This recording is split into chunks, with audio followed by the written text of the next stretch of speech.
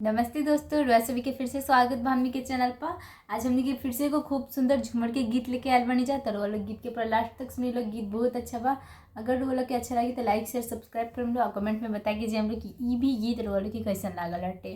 पिया परदेसी गईले ना कुछु कह गईले, ना कुछु कह गईले, ना कुछु समझा गईले, ना कुछु कह गईले, ना कुछु समझा गईले।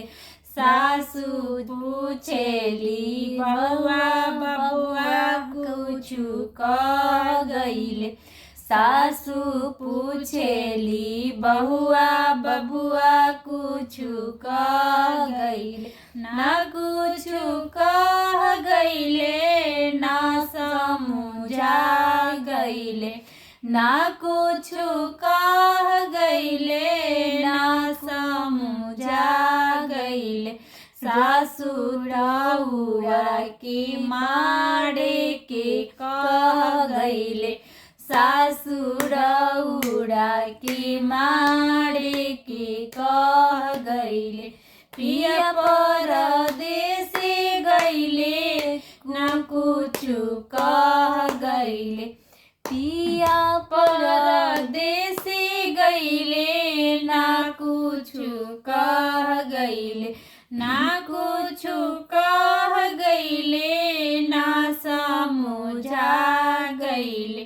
जेठानी पूछेली देवरानी देवर कुछु कह गईले, जेठानी पूछेली देवरानी देवर कुछु कह गईले, ना कुछु कह गईले, ना समझा गईले, ना कुछु कह गईले, ना समझा गईले।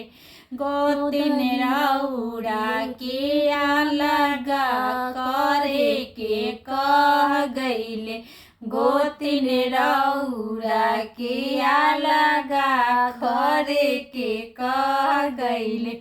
पिया परदेसी गईले ना कुछु कह गईले, पिया परदेसी गईले ना कुछु कह गईले, ना कुछु कह गईले, ना समझा गईले, ना कुछु कह गईले, ना समझा गईले।